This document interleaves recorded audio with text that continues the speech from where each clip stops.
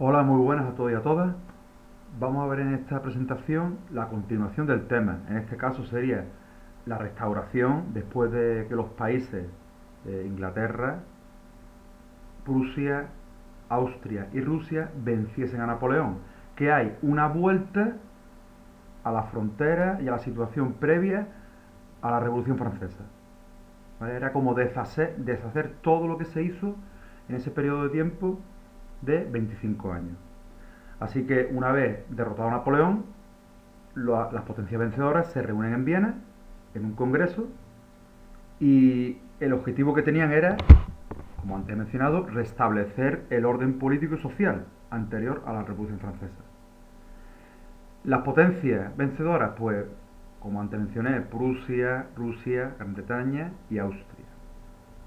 ¿Quién fue el árbitro, por así decir, la cabeza visible negociadora de este Congreso de Viena? Metternich, ¿vale? Que era la máxima figura política de Austria. Francia, claro, Francia es readmitida, pero ya con la monarquía otra vez implantada y con la vuelta de los Borbones, con la figura de Luis XVIII. ¿Qué es lo que se crea? Se crea un nuevo mapa europeo. Ese mapa es una vuelta a las fronteras previas a la Revolución. Se confirma el principio de legitimidad de las dinastías sobre el territorio en el que normalmente habían reinado. En este caso, como los Borbones eran la familia que en los últimos siglos estuvo en Francia reinando, pues una vez que se acaba con Napoleón y ese periplo revolucionario, vuelven los Borbones a Francia. Y así con los demás territorios, ¿vale? Así con los demás territorios y las demás coronas. Y se crea un organismo internacional llamado la Santa Alianza, que velaba por mantener esa estabilidad, ese statu quo que pretendía que los reinos fuesen, bueno, reinos más bien autoritarios, no hubiesen conatos revolucionarios que pretendiesen implantar constituciones o volver a la época de la Revolución Francesa, las ideas de la Revolución. Y esa Santa Alianza intervino en diferentes sitios. Por ejemplo, intervino en España. Intervino en España en 1823. ¿Para qué intervino? Para quitar la Constitución de Cádiz. Fernando VII tuvo que jurar la Constitución de Cádiz en 1820 porque varios generales, entre ellos Riego, le obligó a volver a esa Constitución de Cádiz de 1812, a la PEPA, ¿vale? Llamada PEPA porque se firmó el 19 de marzo de 1812. Entonces, como es el día de San José, pues pusieron a la Constitución la PEPA. Y ese organismo, la Santa Alianza, intervino en diferentes lugares de Europa en estas décadas. La ideología de la Restauración, pues era una ideología conservadora, era contraria a las ideas del liberalismo y del nacionalismo. Era partidario también de una vuelta al antiguo régimen, o como mucho de gobiernos de un cierto despotismo ilustrado, en el que el rey gobierna de forma casi absoluta y eso sí, concede a lo mejor una especie de carta otorgada. Una carta otorgada es una constitución bastante restringida, donde las libertades individuales están reducidas al mínimo y la representación de las personas también. Así que eso era lo máximo que se consentía, una carta otorgada, era como una especie de constitución con menos derechos. Este es el mapa de Europa después de la derrota de Napoleón. ¿Qué tenemos? Tenemos cómo Rusia le quita territorio a Polonia, vemos cómo hay un reino de Noruega y Suecia, vemos cómo Holanda y Bélgica se integran en el reino de los Países Bajos. Esto fue bastante efímero porque los belgas iniciaron años después una lucha por su independencia hasta que la lograron en 1830. Vemos cómo Italia y Alemania todavía no han nacido como países, aún son un conglomerado de estados bueno, ciudades-estados, en el que, para el caso alemán, Prusia era el ente más potente y, para el caso italiano, el reino del Piemonte y Cerdeña era el reino que tenía más prestigio y tenía más fuerza en aquella época dentro de los reinos de los estados de lo que hoy configura Italia. ¿Qué más podemos decir? Este mapa europeo no reconoce la libertad, la independencia de los pueblos para conseguir una nación propia. Eso iba ocurriendo a finales del siglo XIX. De momento, todos los países que forman parte del Imperio Austrohúngaro o del Imperio Otomano ven mermada su capacidad de independencia. Están todavía sometidos a esos dos imperios. Para el caso de España, recapitulamos, siempre hay que ver la historia europea en conexión con la historia de España. Invasión francesa de España, 1808. Durante 6 años, España es ocupada por Francia. Ya en los 2 últimos años de guerra, España va recuperando terreno hasta que finalmente consigue vencer y expulsar a los franceses del territorio. Incluso España llegó a invadir ciertos territorios de Francia. Fernando VII es coronado rey de España. Estamos en 1814, una vez finalizada la guerra, y gobierna de forma absoluta, de forma autoritaria. No quiere la constitución que se estableció en esos años de guerra, que supuso un principio para el liberalismo en nuestro país. Vemos aquí en la lista que tenemos a la derecha diferentes militares que hicieron algunas asonadas militares, algunas intentonas para derribar al régimen de Fernando VII. Estas intentonas fracasaron todas hasta que la última, la de Rafael Riego, que en cabeza de San Juan capitaneó un alzamiento, una sublevación que consiguió el 7 de marzo de ese año, de 1820, terminó triunfando, ¿no? ¿Qué consigue? Que Fernando VII jure la Constitución y se iniciaría en España un periodo llamado el Trienio Liberal, 3 años, Trienio Liberal, 1820-1823, hasta que los países europeos, bajo esa santa alianza, intervienen en España. Intervienen los 100.000 hijos de San Luis, encabezados por el duque de Vendôme, ¿vale? El duque de Vendôme, y en abril del 1823 terminan venciendo a las tropas liberales y vuelve otra vez el absolutismo a España. Es importante hablar de 3 intentonas, 3 momentos históricos, 1820, 1830 y 1848, en lo que en diferentes lugares de Europa se intentó acabar con ese absolutismo. Tenemos las revoluciones del 20 y las del 30, en las que estos intentos fueron principalmente fallidos, normalmente, en términos generales. Hasta que las revoluciones de 1848 sí trajeron, más o menos, grosso modo, ciertas mejoras y se asentó el parlamentarismo, el sufragio universal o un sufragio censitario bastante alto. Empezando por las revoluciones de 1820, pues tenemos esta oleada, que tenemos el caso de España, que antes he comentado, cuando Rafael de Riego se alza en cabeza de San Juan contra Fernando VII y quiere imponer esa Constitución de Cádiz. Termina consiguiéndolo. En Portugal tenemos a Sepúlveda, otro general que impone el liberalismo en Portugal, aunque fue también de forma efímera. Aunque no aparezca en el mapa, pero debería haber un ítem, un icono, donde pone Países Bajos, porque los belgas iniciaron una campaña de insurrección para separarse de su vecino del norte. A su vez, tenemos intentonas revolucionarias en este caso revolucionarios políticos, aquí hablamos de revolución política, no social, revolución política, tanto en Piamonte como en el reino de las dos Sicilias. Pero las dos intentonas terminaron en un fiasco. Y por último, en la parte derecha del mapa, en el este, tenemos Grecia, cómo inicia su lucha por la independencia. Consiguen derrotar con el apoyo inglés, el apoyo francés y el apoyo ruso a los turcos otomanos, con lo que obtiene al final su independencia, allá por 1830. Vale, aquí tenemos esta imagen donde podemos ver algo de texto que al fin y al cabo viene a decir lo que acabo yo de comentar. Afectó más bien a España y a Grecia.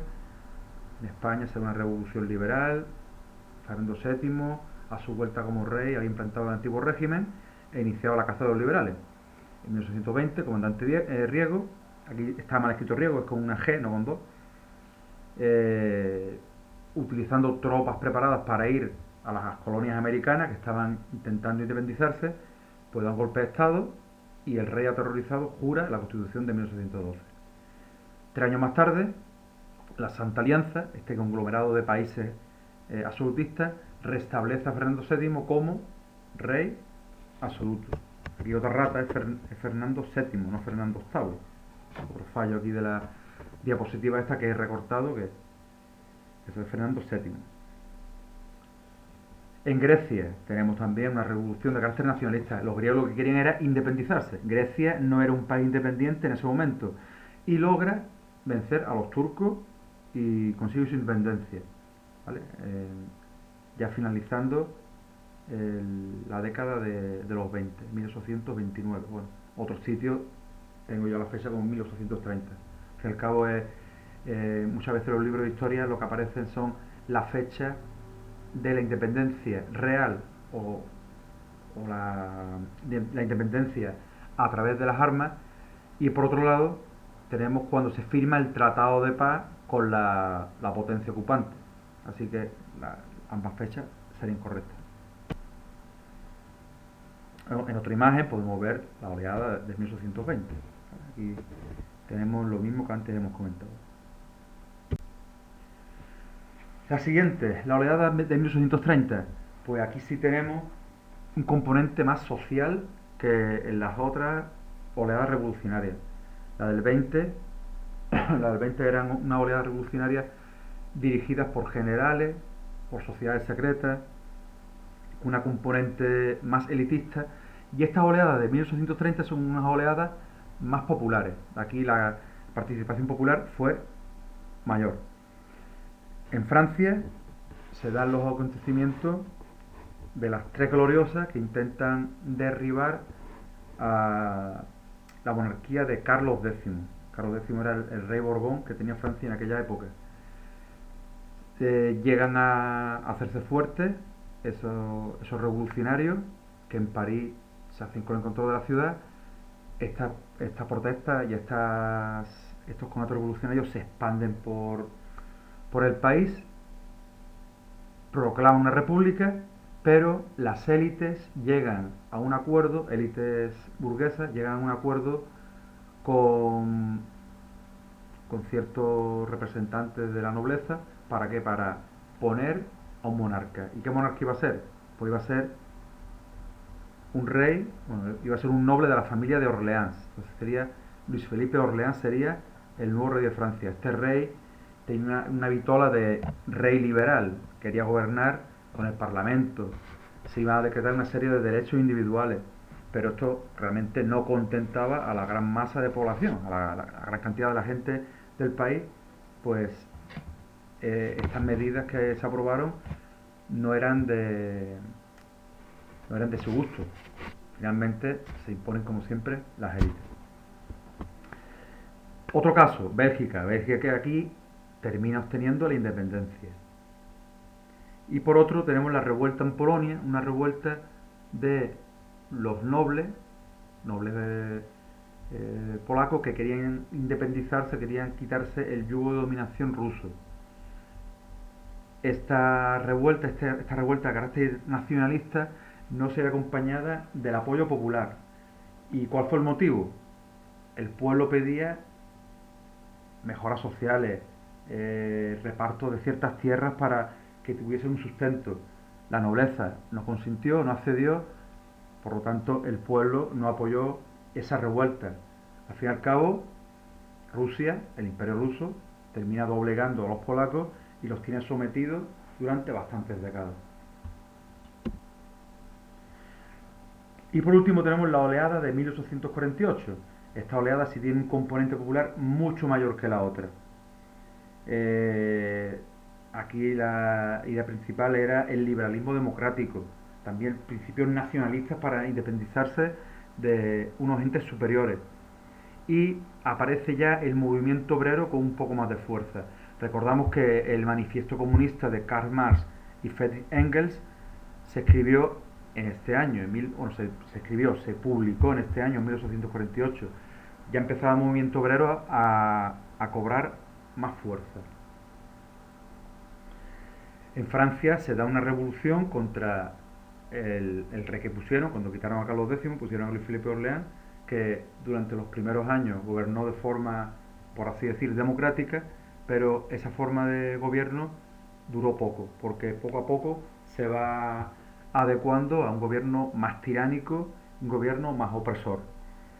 Así que se logra establecer una república. En esta república, los socialistas, junto con elementos republicanos burgueses, van encabezando el gobierno.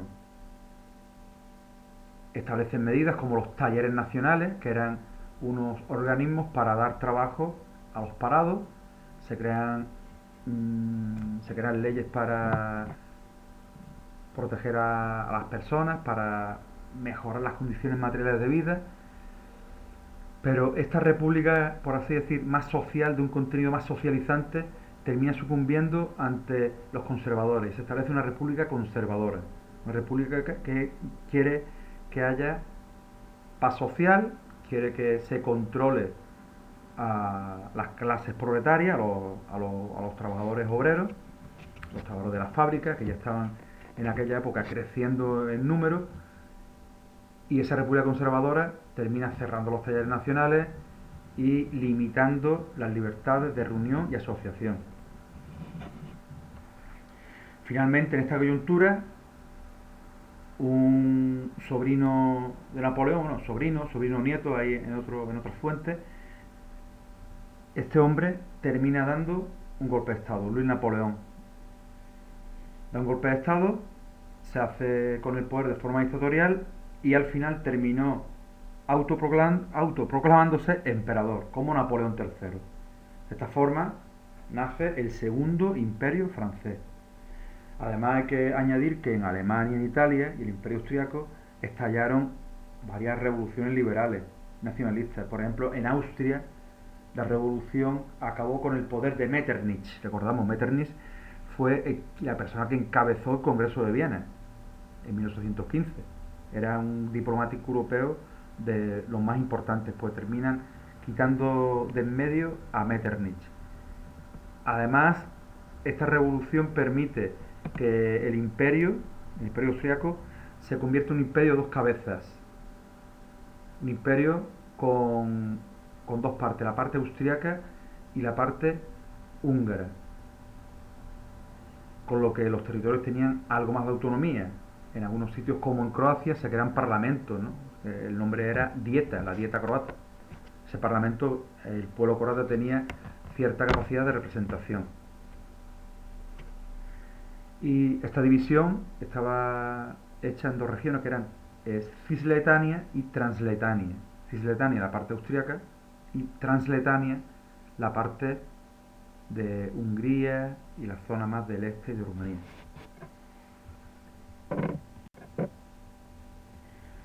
Y ya, simplemente dar algunos apuntes de la unificación italiana.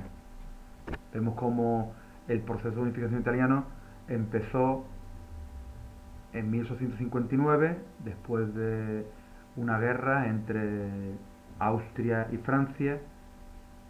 Italia apoya a Francia en esta guerra y terminan venciendo los austriacos. Y ahí el reino de Piamonte-Cerdeña logra conseguir algunos territorios. Consigue la Lombardía, la región de Lombardía, con la ciudad de Milán. Más tarde, mediante unos plebiscitos, mediante unas votaciones, Parma, Módena y Toscana se unen a este reino del norte de Italia. A su vez, Garibaldi, uno de los líderes de la unificación italiana, del Risorgimento, unifica el reino de las dos Sicilias. Saliendo de Niza, varios barcos desembarcaron en, en Sicilia y logran conquistar estos territorios. Eso eran los camisas rojas de Garibaldi. Más tarde tenemos las adquisiciones de Venecia. Venecia también se adquiere a través de unas guerras, unas batallas contra los austriacos y consigue integrar ese territorio. Hasta que más tarde ya los territorios irredentos del Tirol del Sur y de Istria son incorporados en 1920. Faltaba por decir la anexión de Roma, claro. En 1870 el Reino de Italia consigue Roma y logra ya la unificación completa de lo que es la península italiana. Alemania también tiene un proceso de configuración bastante complejo. Hay diferentes estados, ciudades-estado, diferentes Länder encabezados por Prusia, que tenía territorio tanto en el centro-este, territorio de lo que hoy es Kaliningrado, lo que hoy es Polonia, eso antes era conocida como Prusia, y también territorios que hacían frontera con Bélgica y con Francia. Poco a poco, después de las guerras contra los austriacos, Prusia consigue ciertos territorios, Sajonia, en Turingia. Más adelante, esta confederación se va ampliando mediante acuerdos con diferentes Länder, hasta que se unen los estados del sur, de Baviera, Württemberg, Palatinado, Baden y Lorena. Por último, las adquisiciones solo de las partes mineras de Alsacia y Lorena, que se unen después de la guerra franco-prusiana de 1871-1872.